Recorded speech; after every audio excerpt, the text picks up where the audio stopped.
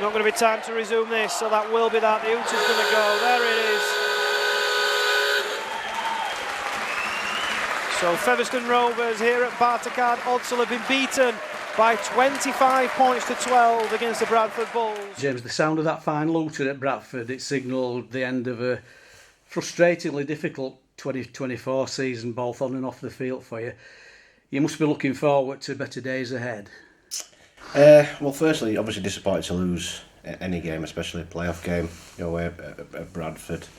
But yeah, obviously really excited about this season. The challenges of last year are well documented. Don't really want to start this season talking about them. It's a new season, new era, and there's lots to be excited about. Yeah, there's been a raft of new signings, 14 I make it. You must be delighted with the backing you've received to enable you to sign so many high quality players.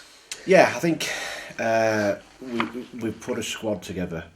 Not a team, not 13.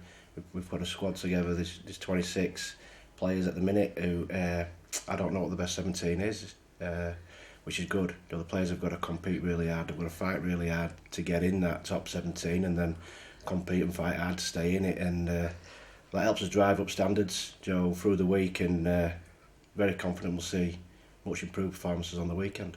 And it looks to be a very well balanced squad with a blend of experience and youth, young kids who are wanting to progress in the game.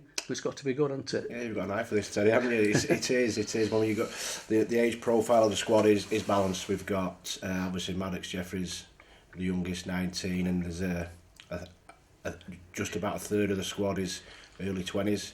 Young men coming into the game or coming into the country. And we believe there's lots of improvement in them. Really excited about the potential of some of them players and the journey we can go on with them. We've got a third of the squad, if you like, in the peak years, if that's a thing these days, late 20s. So really looking forward to them, nailing their performances week in, week out. And then we've got a third of the squad in their early 30s. Danny Addy being the oldest. Who's certainly not an old man by any stretch, and their experience will be invaluable. Really balanced squad in terms of age profile, but also in terms of positionally. There's for example, there's 4 centres.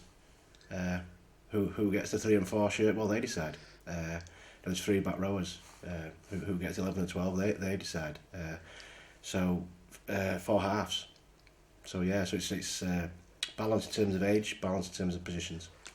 And you've got a good leadership group to guide these younger lads as well, haven't you? We have. I've not announced the leadership group to the players yet. I've got an idea of who's going to be in it, and again, there's a balance to that. I've spoken to the players individually and collectively about the standards that we're after, and I know that the blokes that'll be in there will set those standards and really drive them home. The lads were back at work last Monday night, the first pre-season training session. How did that go? Good. Yeah, I was really impressed. I'm going to contradict myself here, but contrast to last year, stark contrast to last year. Meeting with real success, real clarity about what we're after in terms of our non-negotiables, core values, or what we want the players to value as individuals, as a collection. But then we went and trained, and the boys really went after one another.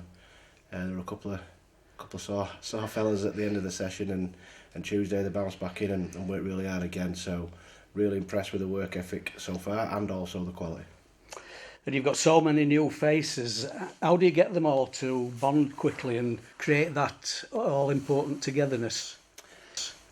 Well, this place here that the club's put together for us, this room that we're in now, is a part of that. So it's a place where the boys can come and have something to eat and a cup of tea and what have you before training, spend some downtime together, creating them connections. We've also planned in a couple of activities on Saturdays. We're going to go watch the football together as a group, which I'm really excited about. Ian's planned a community day again, and the boys, I'm no doubt, I'll have a Christmas party at some point. So there'll be some social activities as well. And another eye-catching recruit for you is new assistant coach Paul Cook. who will join you and Ian Hardman for next season. What's the thinking behind Paul's recruitment? Well, firstly, Paul were an outstanding rugby league player, and he's very knowledgeable, and as he's grown older, he's grown with the game, which is key. The lads at York, who I still speak to fairly often, speak really highly of him, and they were really confident that we'd work really well together. So I met Paul a couple of times, had a couple of chats to him, and I was impressed with Paul, and he's coming to join and help me and Ian. And so far it's been really impressive. And quality players deserve quality environment. Tell us about this brand new facility that the players have been given. What's the benefits of it? Yeah, a little story behind that. I remember coming initially as director of rugby, and I was absolutely astonished at the lack of facilities for the players. You know, they'd have train, sit in the stand and have a drink and a bite to eat, and it was alarming really, and the state of the gym, and wow. And you think of some of the level of player that we had at the club at that time. You had blokes who played in the NRL to a very high level. So it was something that we've started to address, and we'll continue to address it. And so Paddy attacked the dressing rooms first and got them to the standard that they should be at, and then this room, we already alluded to it, is key to creating connections. So with this down the bottom, then there's a kitchen area, there's the food and whatnot in the fridge, supplements, boys dartboard. There's going to be a table football coming in the social space there. I think Paddy referred to it as a creche.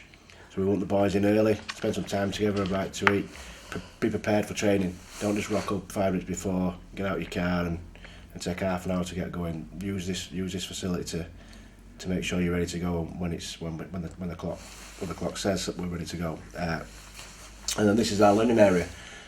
So the core values on the wall, the non-negotiables, just visual reminders. It's a really appropriate place for learning.